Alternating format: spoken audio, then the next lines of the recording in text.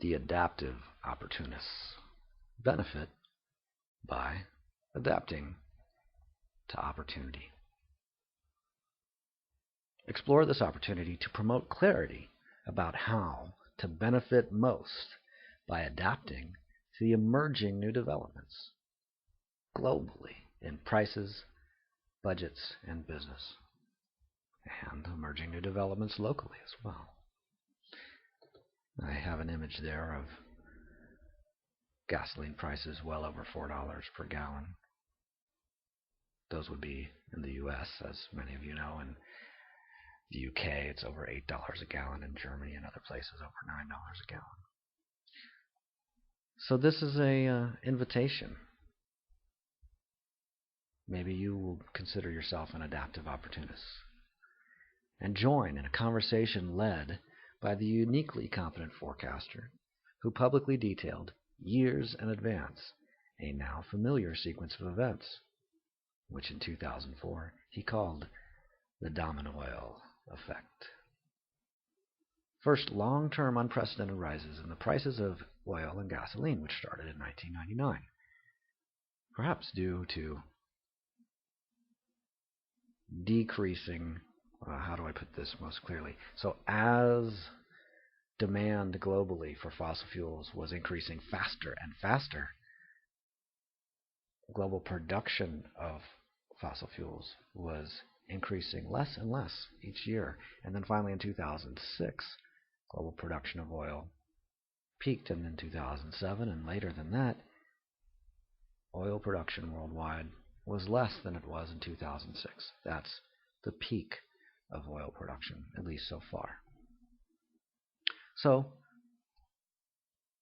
since 1999, prices of oil and gasoline and other things, including natural gas, unprecedented rises happened since 99. But I'm saying these are long-term rises. These aren't just short-term rises. Like in the 70s, there was a short-term rise in certain prices. These are long-term rises. Fossil fuels are finite resources, non-renewable. Cheap fossil fuels and cheaper and cheaper fossil fuels, as we saw over much of the 20th century, that's reversed. Now it's going to be more expensive and more expensive, most likely, from here on.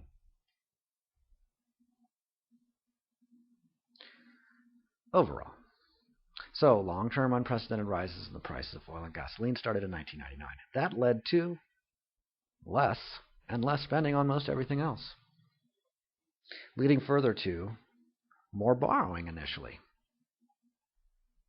because there was less money available to spend on everything else. But people tried to keep spending, and in fact did, because they borrowed more in many cases. Governments, businesses, households, that's what I mean when I say people.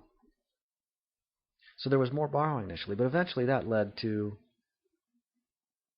of course, more money being spent on covering monthly debt obligations. But as you had more and more cost for oil and gasoline, and less spending on everything else, even when there was some additional borrowing, well, eventually there were sharply declining prices.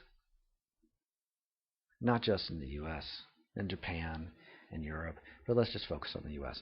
Where did we see sharply declining prices in the U.S.? Well, if you look at my 2004 and 2003 publications, and all the ones since then too, I talked about a certain sequence of events. Well, here's what we actually saw. In 2005, in previously top-performing areas of the U.S., like Phoenix and Las Vegas, U.S. real estate prices began to decline.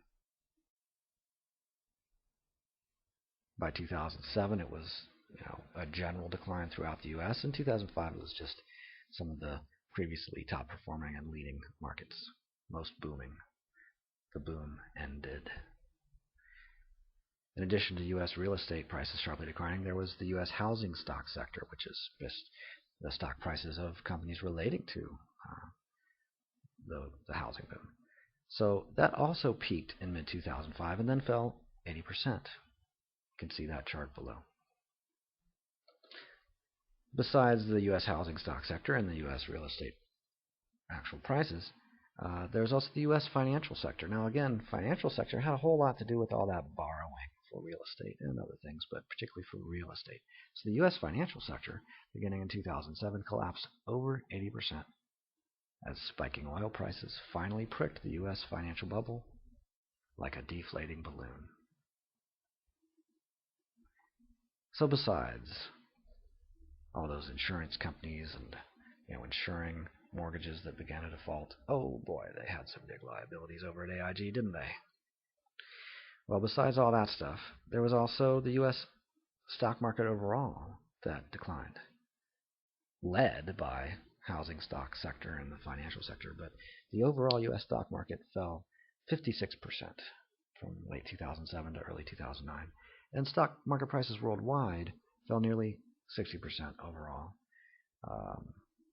Again, Japan and Europe and certain places did, similarly as the U.S. did.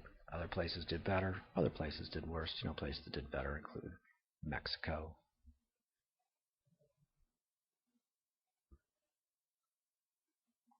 So, how much would you like to be clear how the domino effect will continue to dramatically alter your budget, to alter different industries, different companies, and different regions of the planet?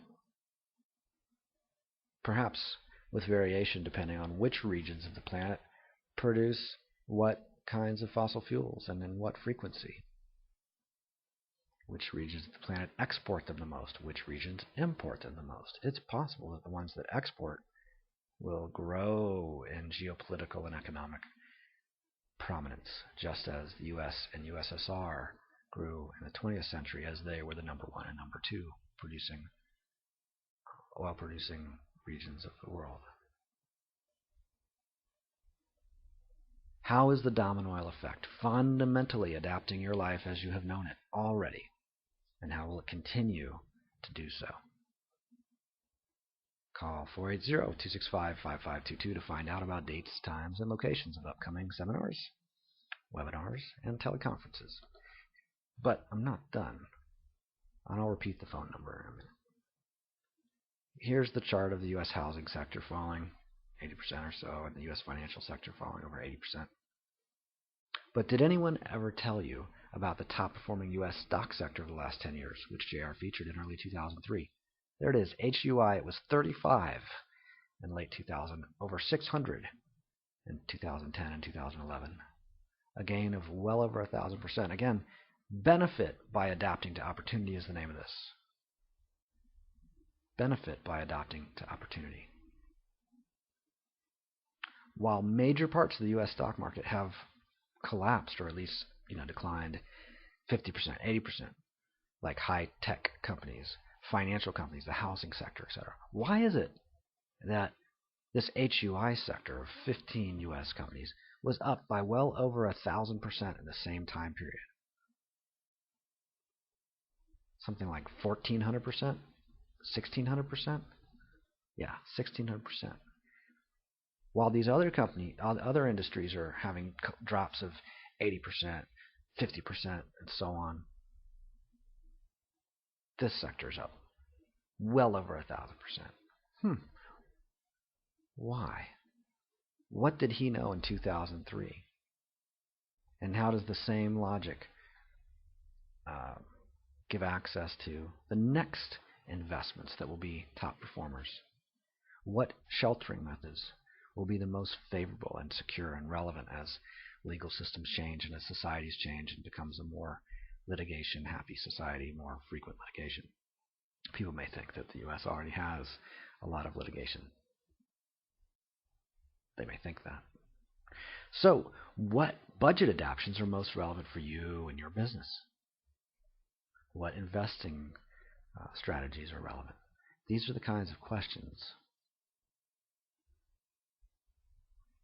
that can be clearly and accurately answered when one has clarity about the background of what's actually shifting globally and how those shifting factors influence things like prices.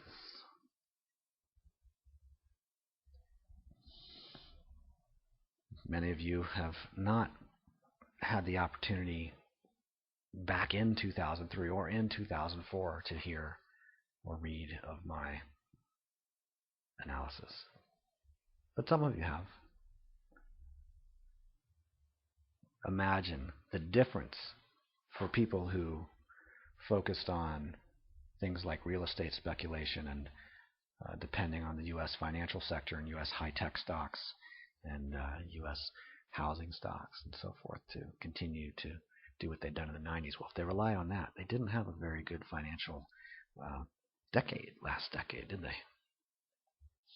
While others might have benefited by adapting to opportunity.